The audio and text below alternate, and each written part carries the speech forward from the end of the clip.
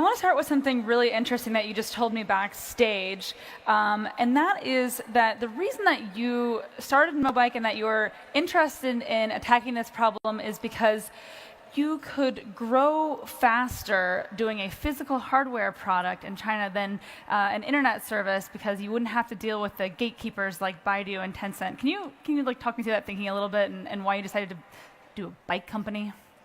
Yeah, I think really from our user acquisition perspective, the way we're doing our business is really we have the physical, which is a hardware bike on the street, and which potentially becomes a traffic advertisement on the street, right? So we could be able to acquire users without getting those users from online. So when we look at ourselves, we are more like acquiring users offline, and then transform those users to online platform and be able to provide services to them. So this is totally different from what either Tencent or Baidu doing today. They get the traffic from the offline from their platform, which is from the online, and be able to sell those traffic to offline companies.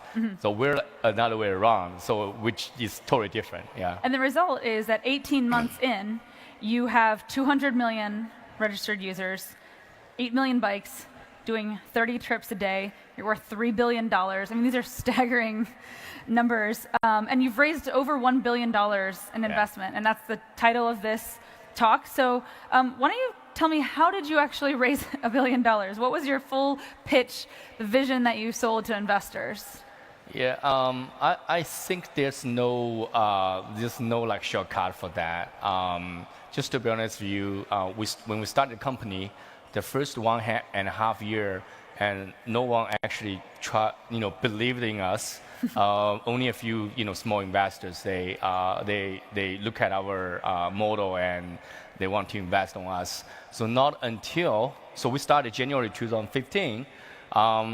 So before we officially launched ourselves in Shanghai in 2016 April, we actually struggling to get a B round investment. Wow. And also even a lot of the suppliers, they didn't believe us as well at the very beginning, because we talked to some of the bike sharing company before. They were like, no, we don't believe you're going to be successful. We tried this model, we thinking about this long time ago, and we don't think you guys gonna be you're gonna make it at the end. Not until we launch our services, we put the bicycle we designed by ourselves on the street, and people start to ride it, and also post on social media. And turns out it becomes a more lifestyle in the city, rather than just a boring bike sharing services. And then we kind of like are getting in a stage where we grow really insane. Like our data, our trips like double every other week. Wow, doubling every week. Yeah. So like our initial goal for like end of 2016, we only aimed for like 1 million trips. But at the end of that year, we are like 3-4 times over our target. So by then, investors are knocking on your door begging to invest? Yeah, and then they becomes like really crazy, like, I want to invest you. And everyone try to invest us back to like early 2017. So by then did you step back and think, okay, let's adjust this vision, let's think even bigger? Yeah, I mean, to be honest with you, when we start the company, our goal is really, we never changed our goal, even right now, start from the very beginning. So we strongly believe we're going to be a global company, because that's the strength of being a startup company in China, because we had the advantages of hardware, manufacturing, everything, and we have the software technology. If we combine them together and provide better user experience, we could be a very successful global company. So we have the dream, we have the vision back to when we started the company. Back when no one would believe you. Yeah, no one believed us. So now we're in 180 cities all over the world. Outside of China, we have launched over 15 cities already. So even right now, we've been really thinking of how we're going to continue to revolute and be able to provide a more disruptive, more revolutionary product to the customer.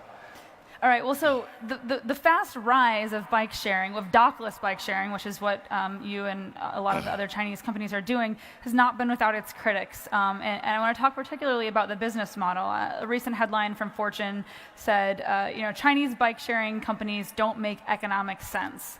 The criticisms are that you guys are not charging enough, that there's no real network effect, and that it's easy for competition to come in and, basically run you out of business.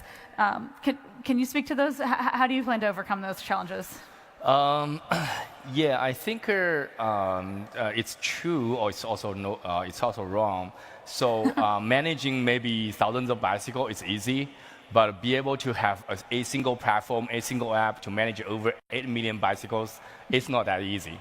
So we have over 30, maybe close to 50 terabytes data coming to our platform every day, and we leverage the data to use the AR technology. So everything behind it, the whole theory actually behind the bike sharing is as we draw two lines, right? As long as the scale of the bicycle, the number of bicycles grow, if you can use the technology to keep your operation cost, to when the number of bicycles keep it, flat or grow not as quick as not linear to the number of bicycles, you actually have, more operation margin.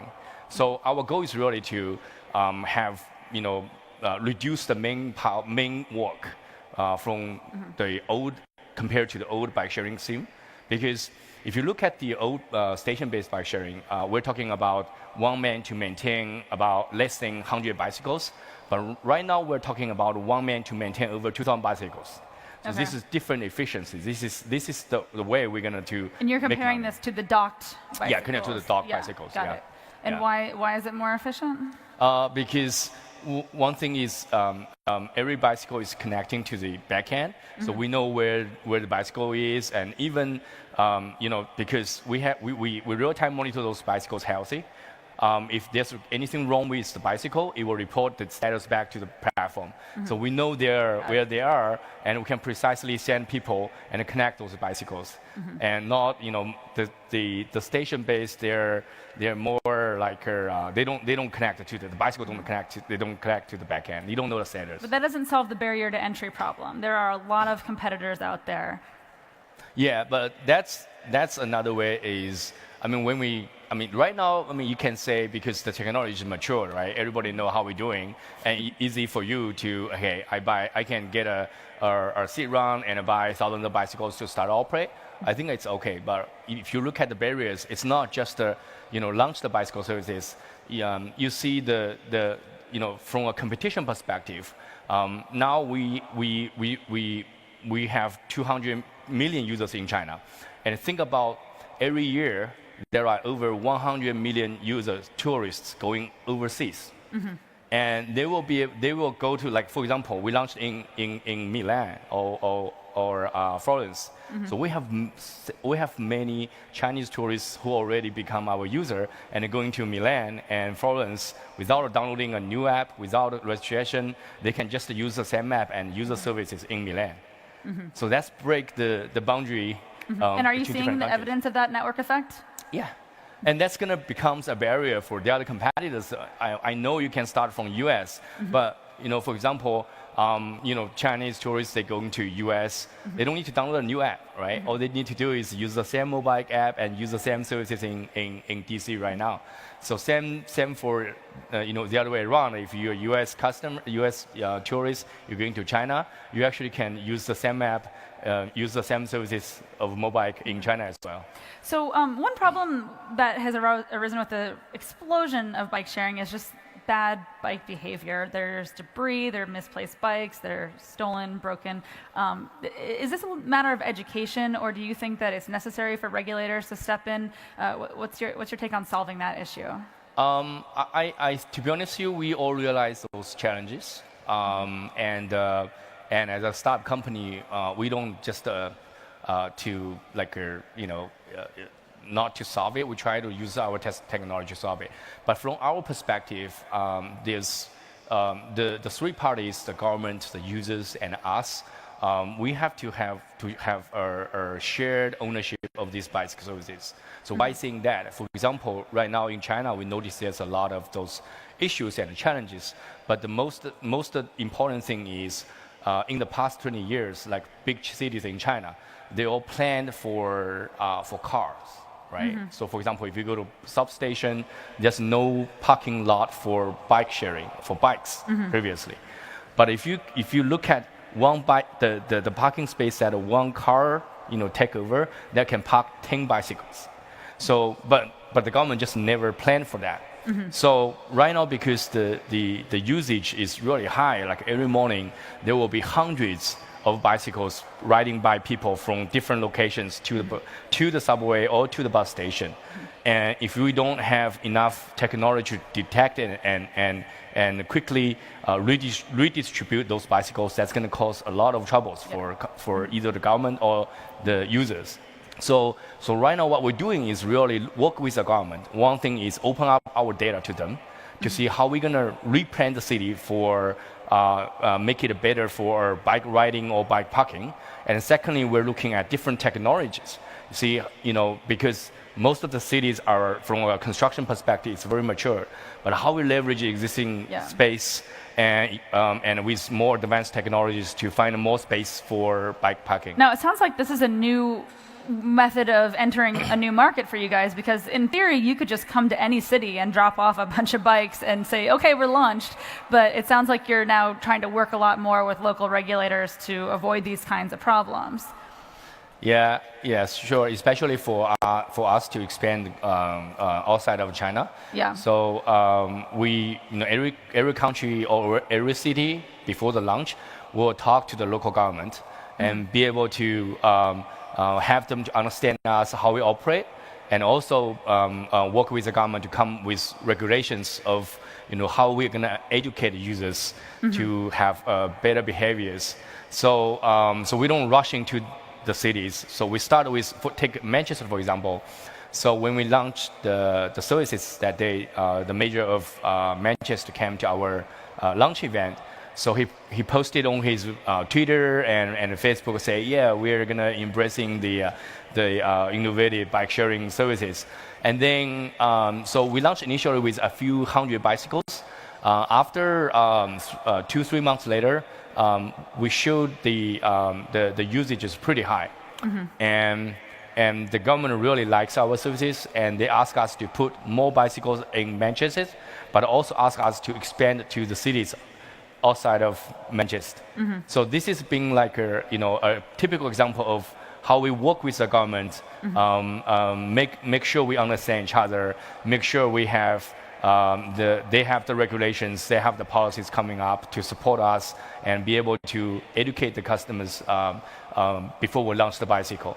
But if you also for China, right now we are proactively working with the government to see we're gonna, one, how we're gonna better educate the customer, and secondly, how we're gonna use the technology and offer to the government and let them to use the technology to regulate bad behaviors. And how important is this expansion? Both in you're expanding pretty aggressively in the U.S. and in Europe. How important is that for the overall company's success? That's very important because the reason we've been so hot in the capital side is because we are the quickest growth company. I would no one say it's probably in the world. Keep expanding will be able to help us to keep our growth speed as the same. So we're kind of the company where we'll have really a short plan only for 2-3 months, but we wanted to achieve something the other company will do in maybe half year or 12 months.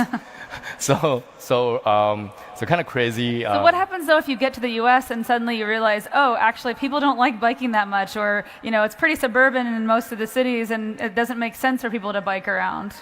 I don't have that worry, to be honest with you, because the reason we can become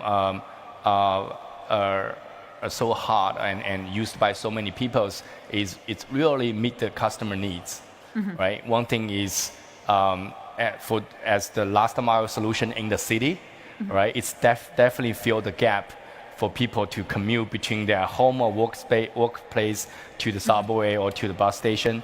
But it's also so convenient, all right? If you use it, you can now just, the next time you definitely will try it because, it's just so convenient. You can ride anywhere you want and just park on the, parking space. Just, it saves your time. And also the most important thing is cheap.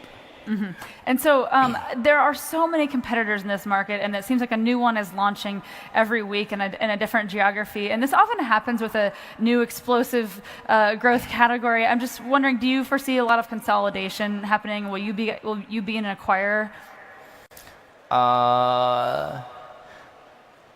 Strategically, yes, we're looking at some of those, been working, especially outside of China, we're looking at different business model, right? What about your biggest competitor inside of China? There's been reports that you guys are in talks with Ofo. Yeah, I think that's not true. Okay. There will definitely just no, kind of merger or acquisition stuff. No talks happening there. Yeah. So we're if you look at Mobike, we're the two companies different. Talking about us and Right now in China, we're not just offering bike sharing services. We start looking at from a transportation perspective. So bikes only covers 1 to 5 kilometers category. And we're also looking at use the same business model, but offering services to cover 3 to 8, 8 to 15, 15 to 25. And in the next 3 months, you will be able to see, a more innovative product from us really happening in China market in large scale to covering those category of different services. Interesting. So I think I read a report that you guys were looking at electric bikes. I'm guessing that's part of it. Any other details or hints that you can share around what that might look like? I don't have something to share at the moment, but definitely these are the areas we want to look into that. But as I mentioned, in the backstage, so any product we're looking at, so Mobike is going to bring a more innovative product, and the product is different from anything exists today, and we want it to be more innovative, more disruptive. Well, those are some very inspiring words. Congrats on all your success, and Okay, thank you very much.